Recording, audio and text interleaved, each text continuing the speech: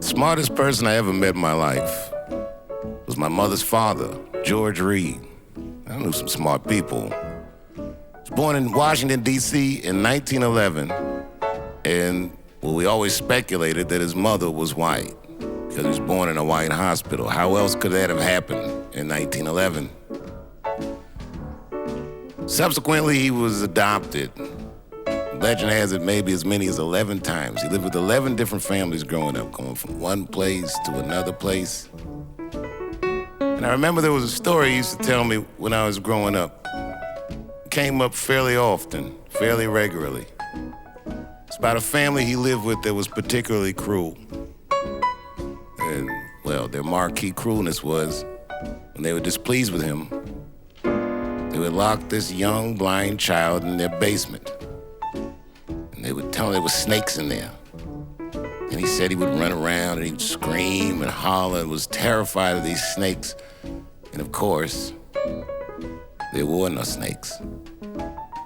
He'd say it over and over. There were no snakes, David. There were no snakes. Later in life, I kind of realized this was a lesson I was supposed to take with me. And I remember it every time I'm afraid of something, there's a theory in my mind. There is no snakes. I'll tell myself, there's no snakes. Welcome to the Midnight Miracle.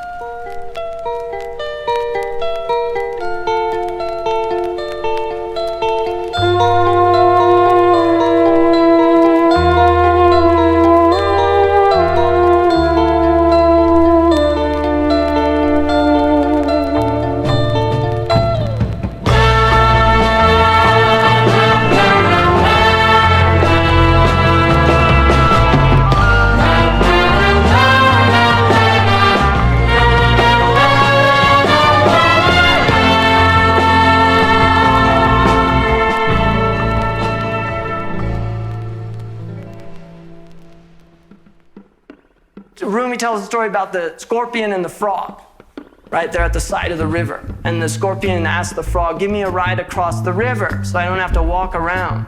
The frog says, I'm not stupid. If I give you a ride, you'll sting me. The scorpion says, you know, that's ridiculous. Think about this. But if I sting you, we'll both sink and drown. So the frog says, that makes sense. Takes him across. Halfway across, the scorpion stings the frog. The frog says, why'd you do that? He says, my nature.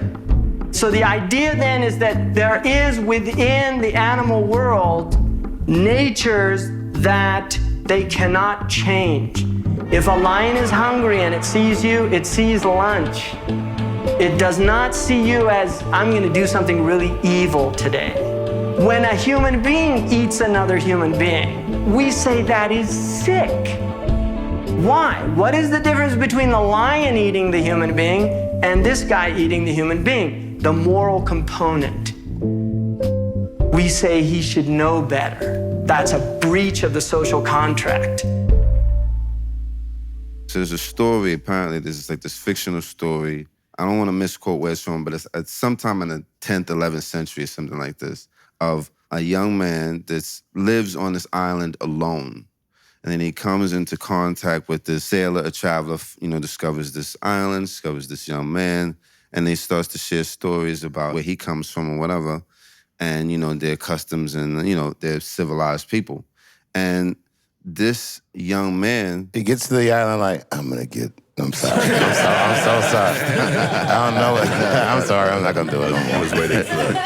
But basically, the young man on the island is civilized and knows all of these things to do and recognizes all of these practices and, positive social customs without having ever engaged in society because he's civilized with himself, and the notion was that if people were left alone long enough, they wouldn't have to be governed by so much because people would just come to a realization that, we thrive with one another's happiness, that we're more inclined toward harmony. Everything in the natural system is like that. So I'm saying that to say that there are essential things. That life is sacred. Don't take things that are not yours. If an individual, and my father used to say this to me a lot, he said, the sign of an evolved individual is that they're able to attract to themselves what they need and want without someone else having to be at a disadvantage because of that. They can get what they need and want out the world without having to violate someone else's self-determination or rights in order to do so. And I think that that's just a reasonable thing, and that's achievable. That's also existed. Like, when we talk about like what is good, what is evil, or like how do we apply that to what the social contract is, we have so many examples of civilizations, or maybe we don't have as many examples as we should for whatever reason.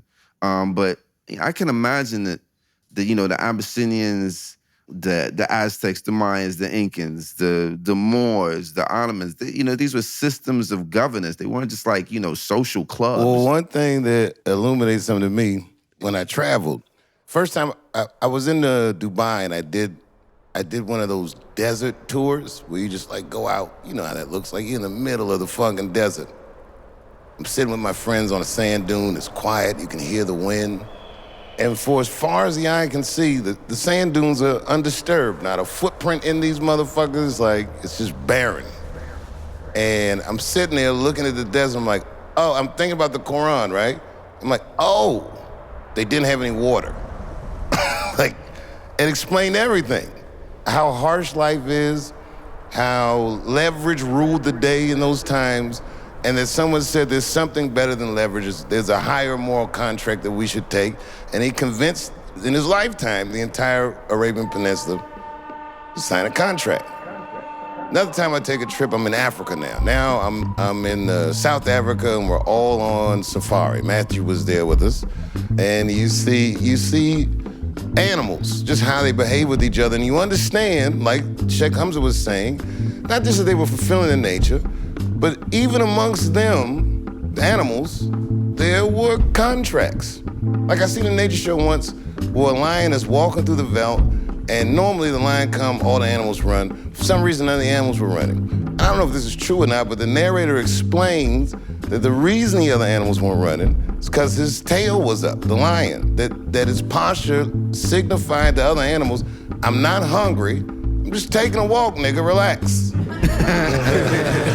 And I think that there is mercy like that in nature. It exists in nature, and it exists with men. But then there's other places I've heard of, like Papua New Guinea, where they eat niggas. Like one of the Rockefellers disappeared around there, right? There's something last year where journalists were going out there to, I don't know if that's Papua New Guinea. I don't know if it's Papua New Guinea either, but there are undiscovered tribes that have customs that our Western or even African minds would find abhorrent. Like, the fuck are you guys doing? But they do it, and apparently it works for them. But although the social contracts that y'all were talking about that exist in nature, and that what Yasiin was talking about, there's a reward to that. There's a reward to, it's a survival thing. Like, it just like you said, it just makes sense for us to be compassionate and kind to each other. Is that us being morally sound because we're doing things that benefit us? I heard Shaykh Hamza say, a good action is continuous and it's aesthetically pleasing. It has a fluidity to it, There's a grace, an easiness to it. Conflict or tension, it can be a necessary catalyst at times of growth, but the aim is not to stay in that state of tension or conflict, is that it has to have some sort of release, and that tension is on the way towards harmony. So I think that those are good signposts in the social contract, is that what habits or customs produce or foster the most fluid type of lifestyle or expression where people feel and experience what we all call freedom, which is inherent in every human being to desire or work toward in some form or fashion. Whether it be recklessly or responsibly, people are looking for, some sort of latitude or autonomy or just even a fleeting feeling of fluidity and freedom. One of my favorite interviews I saw, Nina Simone, they asked her, what is freedom? Do you remember what she said? Yeah, she said, it's a feeling. It's a feeling. She said, no fear. No fear, that's right. Well, what's free to you mean? What's free to me? Yeah. Same thing it is to you. You tell me. It's just a feeling. It's like, how do you tell somebody how it feels to be in love? How are you going to tell anybody who has not been in love how it feels to be in love? You cannot do it to save your life. You can describe things, but you can't tell them. But you know it when it happens. That's what I mean by free. I've had a couple of times on stage when I really felt free. And that's something else. I'll tell you what freedom is to me. No fear. I mean, really, no fear. If I could have that half of my life, no fear. For some reason, they try to terrify us, nigga. They'll lock you in the basement and tell you there's snakes down there. She said the only time I ever felt true freedom was on stage. I feel that way. Maybe a couple other times. That hand job in the helicopter we were joking about the other week. Wish I knew how it would feel to be free. I wish I could break all chains still binding me, yeah. Wish I could say all the things that I can say when I'm relaxed.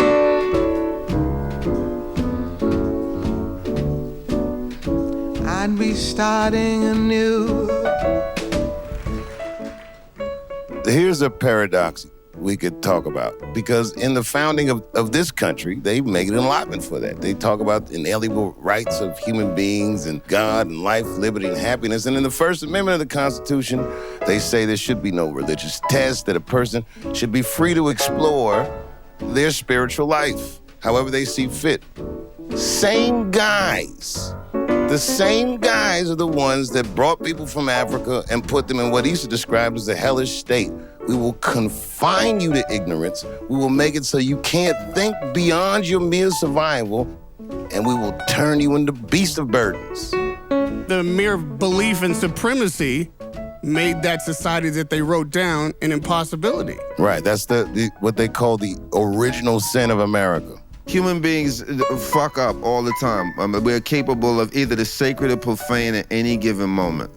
The essentials are essential. Everything, whether you're the cool guy, the disastrous dinner guest, you need water, you need a life with some dignity, you need food, clothing, and shelter. You need to feel safe. And if you make other people feel unsafe and start to attack people, there needs to be penalties for that. There needs to be deterrents for that. Whatever people are on the scale of, I'm agnostic, I believe, I don't believe. What do you bring to the greater good, and how are you making life as harmonious as it could possibly be? I don't care what anybody believes. I don't give a fuck what you do at night, who you do it with. It's none of my fucking business. I'll tell you what I do at night. I get so much pussy. Today's show is sponsored by pussy. Is America destroying itself, or good people stepping up? No, it's imploding. They have a house that cannot stand. You can't fix it. It's that original sin. It's the foundation is rotten. The problem is it could amend those evil origins, so to speak, by amending its actions in the present. There could never be enough amendments to this Constitution because it was written with a false premise. So they keep amending it. It's never gonna work. Well, that's terrible news. I'm not so certain. I mean, I understand the sentiment and the feeling. It's quite natural to want to explore and see different things and learn. And everybody has a different journey.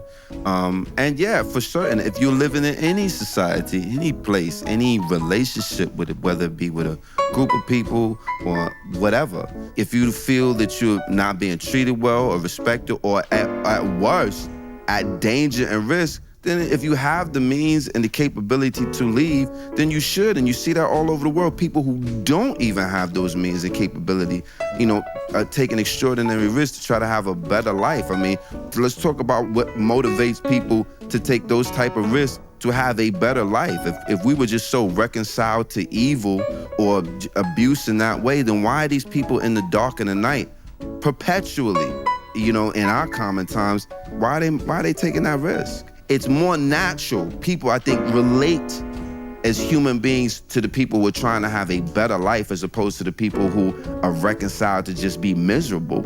I don't think that misery is natural to us. I think you, of anybody I know personally, make the most consistent moves with your viewpoint and worldview. Like when we talk about what's going on in America, what's going on in the world, what could fix it, what can't be fixed, you live your life in a way that acknowledges that. I don't think I'm unique in that regard. I just think that people are doing the same thing that I do quite, privately. I have a lot of peers like that. I've noticed that people have just been picking up and moving, and more so than ever, that people are kind of realizing life outside of this. In the past 5 years, I'd say. Outside of what? Outside of being here in the United States. Because, I do think that, especially like in my community, our community specifically, I feel like we kind of tend to think, where are we going to go? Like, it's almost a joke to say, we going to go back to Africa? Like literally as if it's the most ridiculous notion ever, up until about 5 years ago where you're starting to be like, might have to go back to Africa. And the lockdown really accelerated that in certain ways. Totally. Absolutely. Totally. I did it. I'm ready to live in Yasin's barge community in international waters. That's next level. Yeah, let's go to Zanzibar. There is no barge community. Is that where Dana White's having his fights now? Live from Mos Def's barge community.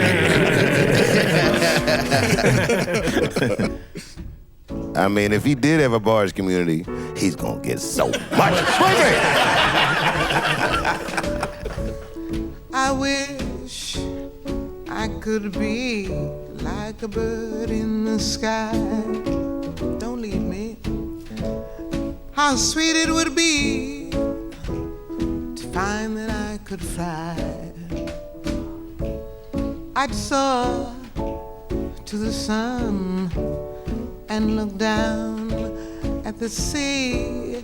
Then I'd sing, 'cause I know how it feels to be free. Then I'd sing, 'cause I know how it feels to be free. Using your intellect to deprive people of things, actively deprive people of things that you desperately want for yourself. Well, that's evil. Unless you don't consider those people. Yeah. Right. All right. Well, see, but If George Floyd was a dog, that'd be fucked up. It's the most ridiculous. I'm a person, but you're not. You're 3/5 of a person. This shit is a rationale for motherfuckers who are criminally insane and just want to take advantage of somebody. That's true, too. And then the dominance of the society, right? These people are constantly dominating the societies that they're in, conquering lands of peaceful people. In order to achieve that dominance, they create disharmony where none existed before. Or they take disharmony and expand on it. Or they civilize the savage of the pre-existing native, is how they would view it. They're projecting, which what the criminally insane often do. They pretend to be the victim when they're the villain, and they pretend to be the saviors when they're in the problem. It's just, the devil ain't got no new tricks. It's running the same tricks down the line. But what if it was as simple as, like, a European comes to America, they're having a hard go of it, and Indians come out of the woods and say, you know what, we're going to help you guys out. We're going to teach you how to grow corn, there's this, there's that, tobacco. You might like that, we smoke tobacco. And the white guys say, well, we really appreciate your help. Can I interest you in some pants? Your dick's been out the old time I met you, and I thought maybe. These people have I'm pants. just joking. They always, and their balls are out. They have. To me, these things get into polemics that will never end. People are different. They're at different parts of their journey. And, I'm personally, for me, I'm outside of my jurisdiction to say, you are finitely this because this is my perception of you at this point. I'm not trying to peer into other people's secrets like that. What I'm saying, for me, the social contract is based on what do you bring to the greater good that creates harmony and balance among diverse and dynamic components of personalities, levels of understanding, different sort of temperaments. That's the beauty, and that beauty is the energy source. It creates more energy. Evil, it saps people of energy. It makes people live not marshaling their own capabilities, kind of being dragged around by their desires, their ambitions, their fears, their insecurities. It's a life that's out of balance with itself and as a result, others. And these very examples that we're talking about throughout history have proven unsustainable. We talk about, well, where's this empire now, blah, blah, blah. But you could say the same thing for other empires and societies that behaved in evil manners and that are either not here or on their way out. It's just not a sustainable system. What you have to do to keep that going, nobody has that type of energy. You can't keep that up. It's not about what you can do, it's about what can you keep doing, what can you keep up without, dying out. I wish I could share all the love that's in my heart. Wish I could break all the things that bind us apart. Wish you could know what it means to be me. And you'd see, you'd agree, everybody should be free, because if we ain't, we're murderous. It brings to mind something that you said that I think is really important since we've been, talking about social contracts and all of that sort of stuff. You said something in San Francisco not long ago, maybe 2 years ago. We were mad. It was an amazing night. And this is before all of this malarkey that's happening now. It's the beginning of a new day. Yeah! Call it. Yasiin. This is a kindness conspiracy. Kindness conspiracy. It don't matter what our government do. It don't matter what anybody says. All we gotta do is commit to being good to one another. At all costs. And it's a kindness conspiracy. And, people can get into, good and evil is subjective. For me, pardon me, I kind of bristle at those arguments because I find them to be, they're not heart-centered. They're coming from the mind. And the mind can make problems where there are none, and the mind can justify anything. So once you start that sort of mode of measurement for human behavior, then it's just, off to the races with the shenanigans. When it's based in the heart, it's much different. It's much more dynamic. It's just a better time, You feel better. You look better. Things work more smoothly. It's simply a more efficient, enjoyable system. This shit that they talking about now and have been pushing on the shoulders of human beings, other human beings doing this shit, by the way, to themselves and others. We don't even talk about the hazard that type of behavior represents to those who oppress others, ultimately in this world and in the next. Don't think that these people are like, well, or like happy with themselves. So we just gotta treat each other well and treat, as Benjamin Clementine said in that wonderful song, Benjamin Clementine, treat others the way you want to be treated. Well, then I'm gonna give everybody so much pussy. I rode my motorcycle here, and I decided I was gonna go move my bike. Beautiful day out, but the wind came and I could smell rain on the wind, which is something when I lived in New York, maybe I wouldn't have been able to do. But living out here in the country, you get kind of in tune to like nature itself. Spring is coming. If you see like a possum roadkill, oh, it's springtime. If you smell rain on the wind, it's gonna rain soon. So I move my bike. Kweli goes, how did you know that was gonna happen? I'm explaining to him I'm in sync. So when I said that thing about the kindness conspiracy, before all these things happened, it's because I knew. It's the same reason I named the special Equanimity, because I knew these niggas is about to freak out. I don't know what's coming. I don't know why I know it's coming, but I can tell. Equanimity literally means steadiness of mind under duress. Just keep you cool. Whatever these motherfuckers is they're gonna throw a curveball or something. If it's a bad pitch, don't swing at it. And if you gotta swing on it, just keep you cool. Play the whole game.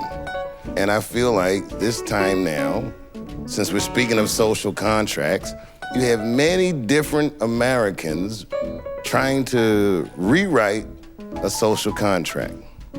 And the people we traditionally negotiate with are irrelevant. I'm talking about, I don't know what you want to call them, the Tiki Torch whites.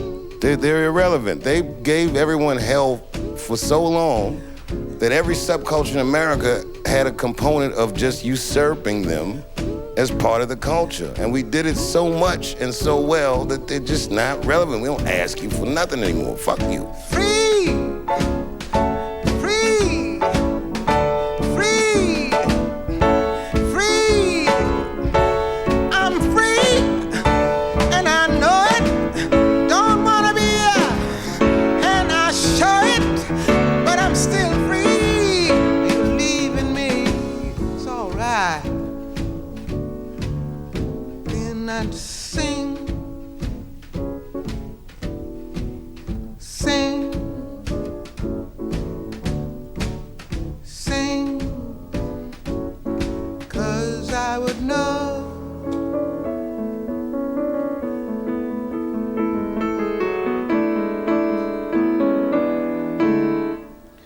I already know. I already know. I found out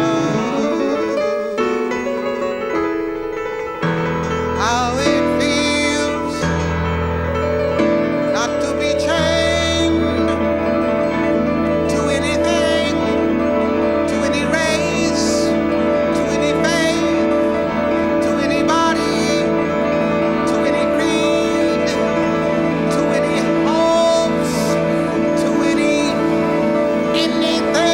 I know how it feels to be free.